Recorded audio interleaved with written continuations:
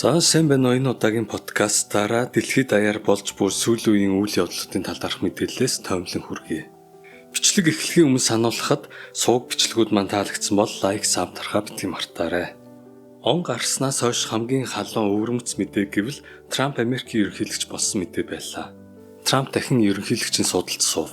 Энэ удаа харин маш тактиктэй байгаа бөгөөд ерөнхийлөгч болохоос өмнө хэдийн хэнийг ямар яамны сайдаар томилох, ямар бодлого хэрэгжүүлэх, ерөнхийлөгчийн зарлих тогтоолуудаа хэдийн бэлтгэж гисэн гарын үсэг зурж тамгалахад бэлэн болгочихсон байж байлаа.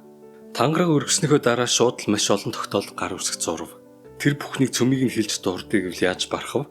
Гэхдээ хамгийн онцлогуудаас нь гэвээс юун түрүүн тэр гадаадын зээл тусламжийг 3 сарын хугацаатай зогсоов. Украинд ч тусламж үзүүлэхгүй гэсэн үг.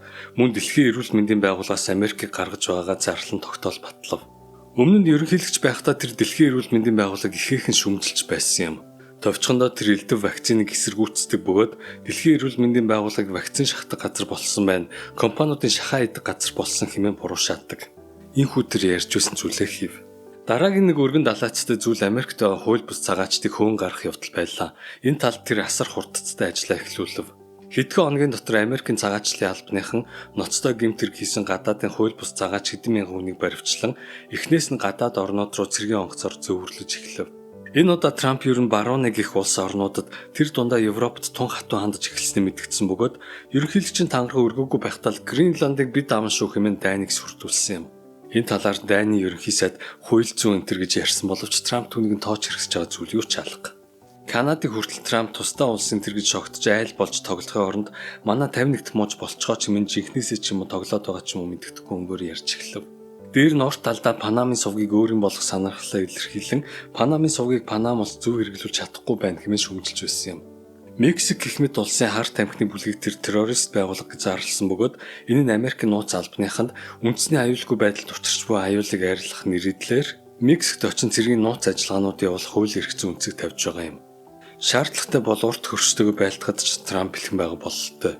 Хэдийгээр яг байлна гэж хэлээгүй ч хууль дүрмээ бэлтгэн хууль 100% өөртөө ногоон гэрлээ асааж байна. Түүнчлэн Мексикийн булан хэмээн дэлхийд алдарсан далайн булангийн нэрийг Америкийн булан хэмээн өөрчлөн нэрлэж Америкийн албан бичгүүдэд Америкийн булан гэж бичиж эхлээд байна. Трампын Панамын сувгийг авах санаархлын талаар НАТОгийн Европ дахь дэд командлагч адмирал Джеймс Блумбергт бичсэн нийтлэлдээ энгийн нэр хэлбэл Америк их одорч байна. Америк тийм зүйл хийвэл Панамчууд зүгээр байхгүй биз. Цэргийн үднээс харах юм бол Панамчууд өөрсдөө хамгаалж чадна. Тэгээ зогсохгүй Америк Панамын хооронд дайндагдвал бусад Латин Америкчууд Панамын талд орох дүр зураг харагдаж байна хэмээн бичжээ. Америкчууд Латин Америкийн асуудалд хөндлөнгөөс утгалдаж байсан түүх их бөгөөд улс болсон цагаас хойш Америк Латин Америк руу лавтая 70 гаруй удаа цэргэлгээж байжээ. Гэсэн ч өнөөгийн Латин Америкчууд Америкийн тоглоомын талбай хэвээр үлдэхийг хүсэхгүй байгаагаа илэрхийлсээр байна. Дашрамт дуртахад дэлхийд даяар ардчлалыг түгээх дуртай Америкийн урт хилийн уртхан талбайгаа улсууд яагаад өдий хүртэл ардчилсан биш төдийл хөгжиж цэцгэлж чадахгүй харт тайм хэмх замраагүй байдлаар дүүрэн байн төрийн эргэлт яагаад болдгоо гэдэг тун сонирхолтой асуулт. Энэ нь наана ардчлал гэж ярьдагч цаана Америкийн догтөр бодлого хэрэгжүүлэхтэй холбоотой байж магадгүй. Наацх нь Америкт хил залгаа Мексик өндөр хөгжиж чадсангүй шүү дээ.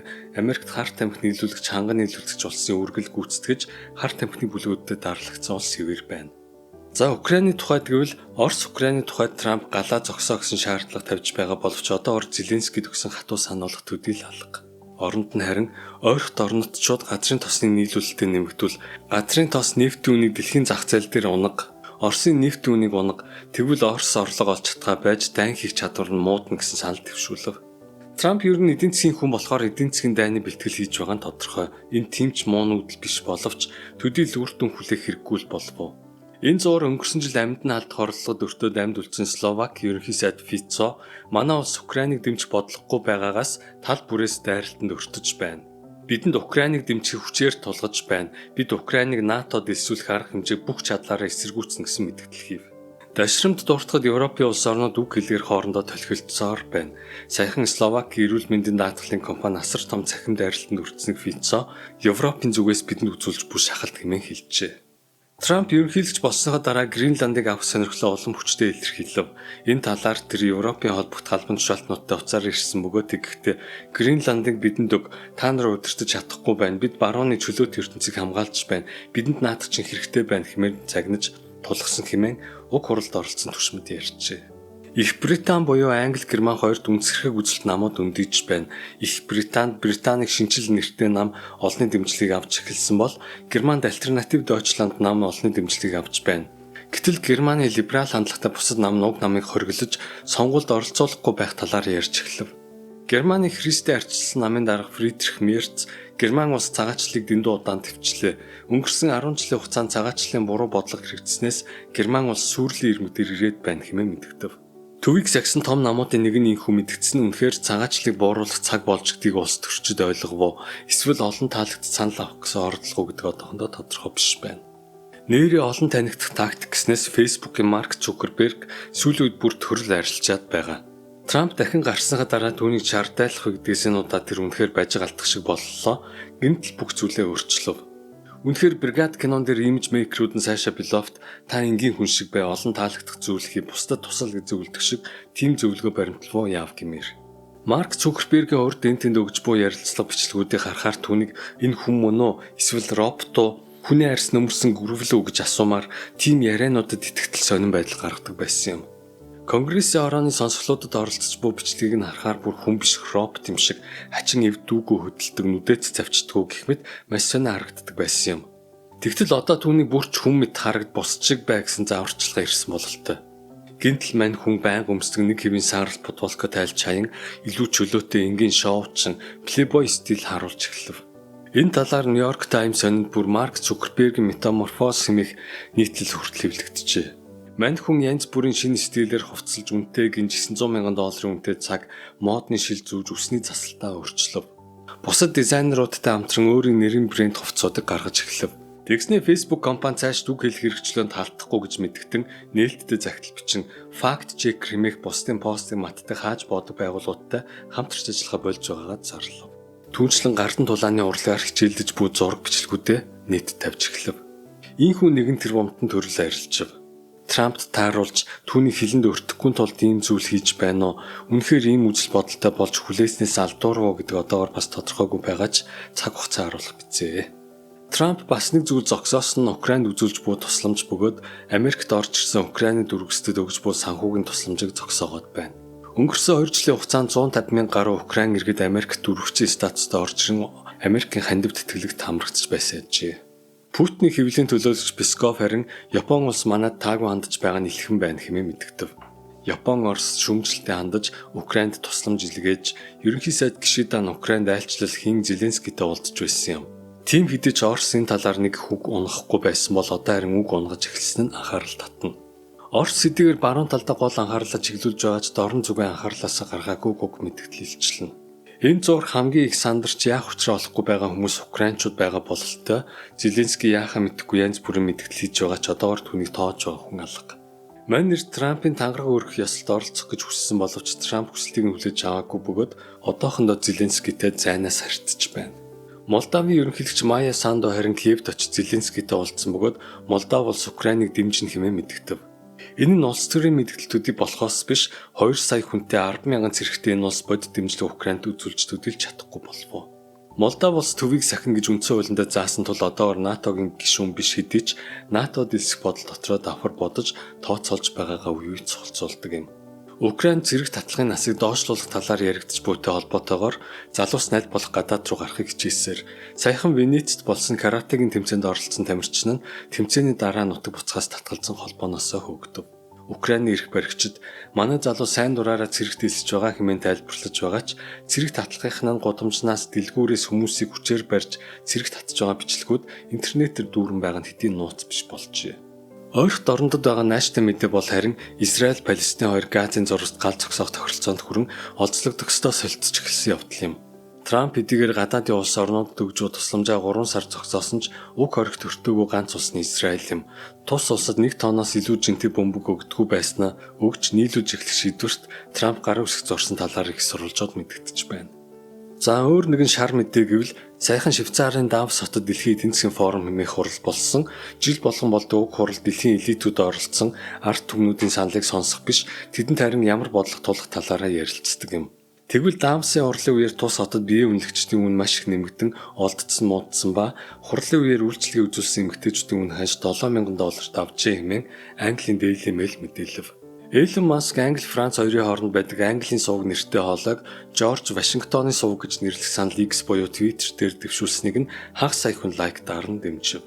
Нэгдсэн үндэсний байгууллагын хурал дээр Америкийн төлөөлөгч Хятадыг Оросд тусламж үзүүлж байна хэмээн буруутгасны хариуд Хятадаас нүүбд сууж буй төлөөлөгч Жэн Шуан бид Оросд тусламж үзүүлээгүй, үзүүлсэн бол өдөд Украинаас юм үлдэхүү хэмээн томров. Колумбийн хууль бус цагаачдыг буцааж тээвэрлэн аваачж байсан Америкийн хоёр онгоцыг Колумб улс хүлээн авахаас татгалзсны хариуд Трамп Колумбд янз бүрийн хориг тавих санал дэвшүүлсэн юм. Үүний хариуд Колумбийн ерөнхийлөгч намайг албал гэхдээ би бууж өгөхгүй гэх мэт хатуу хөхтэй мэдгдэл хийсэн ч эцэстээ Бултын цагаачтай хүлээн авахар болов. Цагаан ордын харин Колумбд хориг тавих болсон талаар мэдээлв. 1944 он зөвлөлтийн цэргүүд Германы Аушвицийн орхил лагераас хоригдлуудыг чөлөөлсөний 80 жилийн ой сайхан болов. Гэвч уг үйл ажиллагаанд чөлөөлөгч нар нь урагдсангүй. Харин Германы ерөнхий сайд болон Украины Зеленский оролцов. Үүнийг түүх гуйлах гэсэн орлого хэмээн Оросын түүхчид улс төрчин шүүмжилж байна. Үүнтэй холбоотойгоор дэлхийн 2 дугаар дайн зөвлөлт Орос улс ямар үүрэгтэй оролцсон, ямар хохирол хүлээж, ямар гавьяа байгуулсныг сурталчлан таниулах арга хэмжээ өргөнөөр авахар болсон бөгөөд Мэй 9 цэг руу хэмээх вебсайт ажиллаж эхлэв. Энэ оны 5 сард ялтын 80 жилийн ойг сүртэй тэмдэглэхээр Орос улс одооноос төлөвлөж эхлээд байна.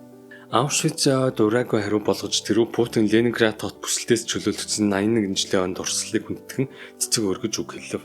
Трамп ерөнхийлөгчийн тангарахаа өргөсөн өдөр буюу 1 сарын 20-нд Хятадын химэл оюуны нэгэн компани гинтийн бэлэг задлсан нь DeepSeek R1 гэмэх модель байв. Энэ нь Америкийн химэл оюуны салбарын цэлмэг тэнгэрээс буусан аянга болов.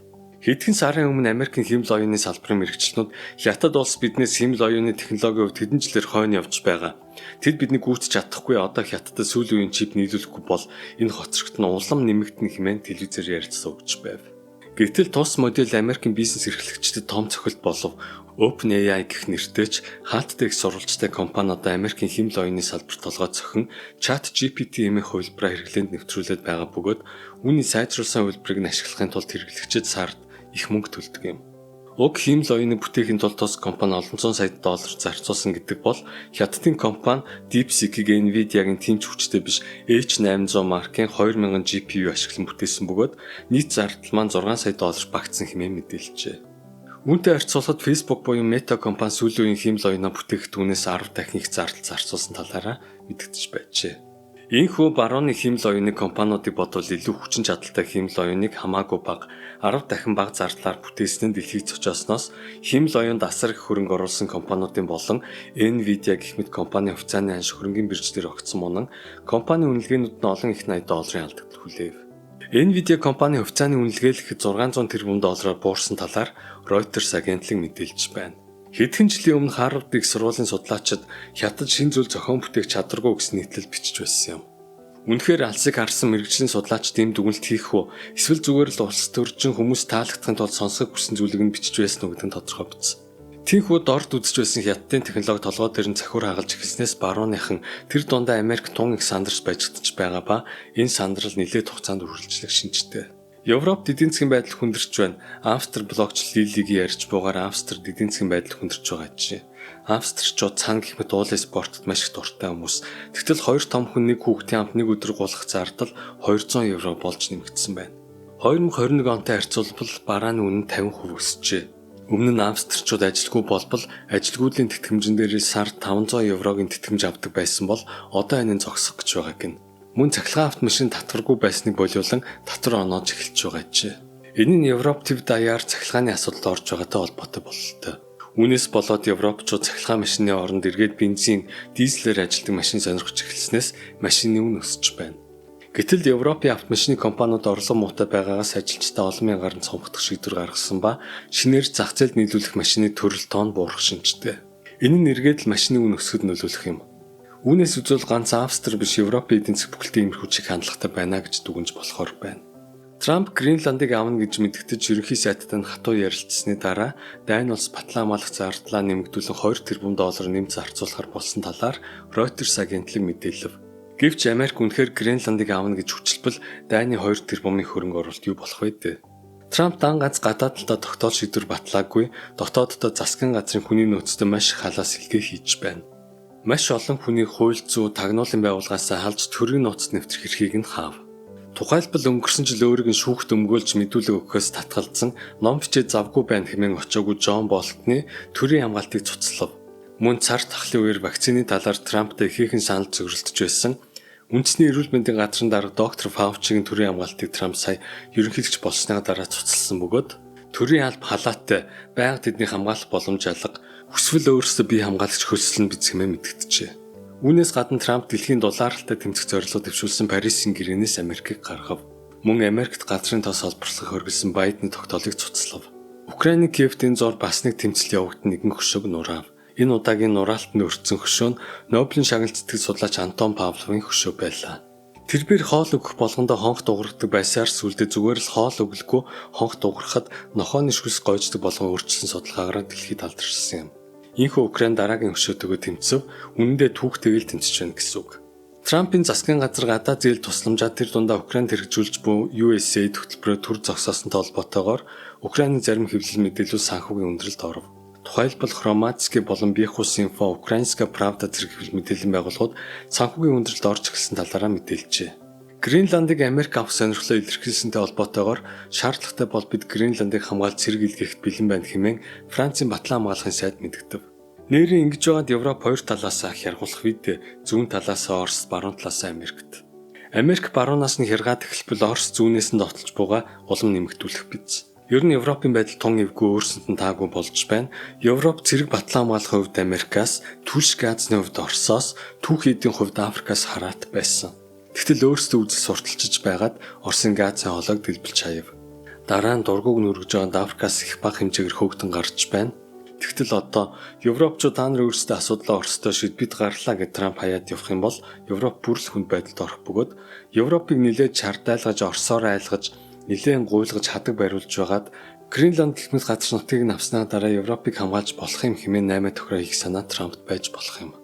За тэгээд үйл явдлын өрнөл харуулах бизээ. Энэ зуур цагаан ордны хэвлэлийн шин төлөөлөгч Байдны засгийн газар дэлхийн эрүүл мэндийн байгууллагаар дамжуулан газын цурваст 50 сая долларын бэлгэвч худалдаж авч илгээх шийдвэр гаргасан байсан.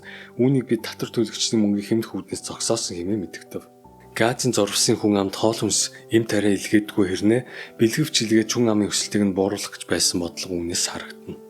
Өөр нэг чухал мэдээлэл Америкийн сэтгүүлч Такер Карлсон цухалдуулав. Тэрбээр Байдны гадаад яамны сайд байсан Тони Блинкен Путиний аминд халдах санаа дэвшүүлж байсан тухай баримт ярьсан юм.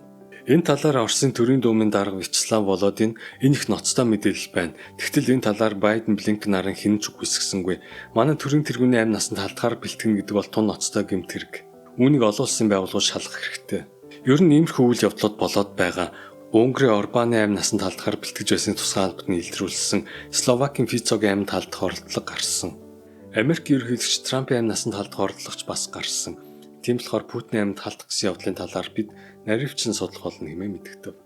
Нэрийн Байден ерөнхийлөгчийн албан тушаалаас буух хамгийн сүүлийн өдрөө өөрийн гэр бүлийнхнийхээ 2014 оноос шүүлдсэн байж болох бүх гэмт хэргийг уучлах өршөөлд гар үсгэж зурв. Иймээс Америк ерөнхийлөгч нараа өршөөх эрхийг хаа хамаагүй хэрэгэлдэг жишгийг тэр тогтоов.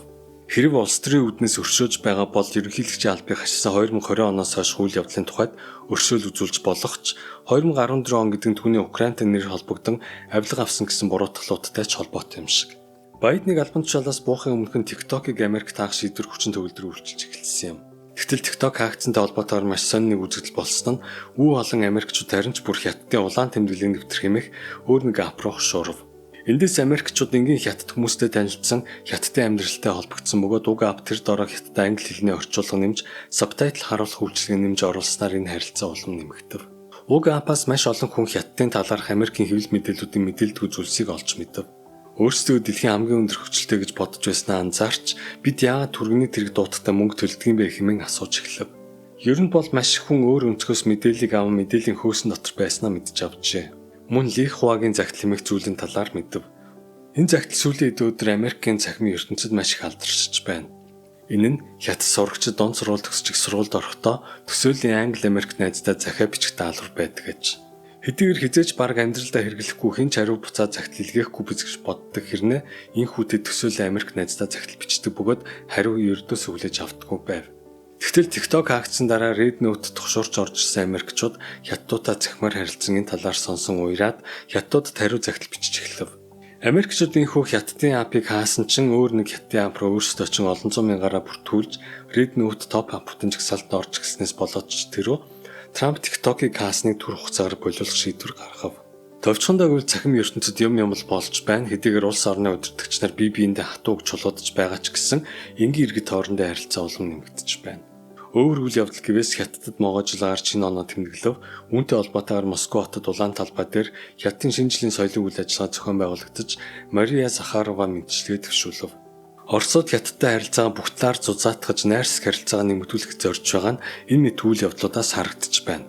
Германы канцлер Шульц саяхан дэлхийн 2 дугаар дайнд Америк улс Германыг чөлөөлж ардчилсан орн болгосон хэмээн талархлаа илэрхийлэхийн хамт Илон Маск үүнд хор хотож байгааг шүүмжилсэн юм. Германы дарга нар ерөн сүүлийн үед Оросод манайхыг чөлөөлөөгүй гэж ярьдаг болоод байгаа. Үүнтэй холбоотойгоор Путин ингээд Берлин хотыг хэн чөлөөлсөн юм бэ? Тэн зөвлөлтийн цэргүүд байлдаж зөвлөлтийн туг Потсдамын орой дээр мандсан юм хэмээн хэлэхэд хүрсэн бололтой. За энэхүү цаг үеийн байдал ороо босгох үйл явдлаар дүүрэн байна. Энгийнээр хэлбэл ганцхан солиотой итгмээргүй үйл явдлуудаар дүүрэн цирк шиг л байна. Товчхондоо дэлхийн их тайван болох дүр зураг харагдахгүй, харин ч дараагийн тогтворгүй байдал руу алгуур гулсч байгаа мэт. Энэ бүх үйл явдлаас хэн хожигдох нь одоогоор тодорхойгүй байна. За тэгээд юутай цаг үе сайхан болоосоо бүх зүйл сайн тал руугаа эргээсэй хэмээн хүсээд энэхүү том подкастаа өндөрлөө. Анхаарал тавин сонссонд баярлалаа. Дараагийн бичлэгээр уулзлаа. Түр баяртай.